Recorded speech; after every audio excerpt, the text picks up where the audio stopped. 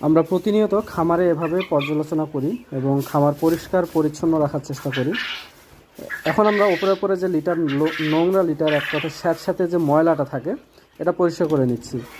নেওয়ার পর আমরা কি করব সেটাও আপনাদেরকে দেখানোর চেষ্টা করব। তো আপনারা প্রতিদিন এই কাজটি করবেন, সেক্ষেত্রে আপনার পাখিগুলো কম অসুস্থ হবে।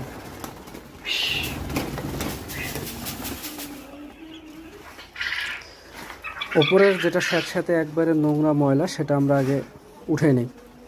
এক্ষেত্রে হবে কি, পাখি অসুস্থ হবে না, লিটার গ্যাসও হবে না। পরবর্তী কাজ হচ্ছে এভাবে লিটারটা আমরা ওলটপালট করব। এক জায়গায় জড়ো করার দরকার নেই, একবারে হাত দিয়ে পাশাপাশি, হ্যাঁ, তাহলে নিচের ভিজা ওপরের ভিজাটা নিচে যাবে এবং নিচের শুকনাটা ওপরে আসবে। এভাবে যখন আপনারা করবেন তখন আপনার পাখিগুলোর এখানে কোনো আর গ্যাস থাকবে না।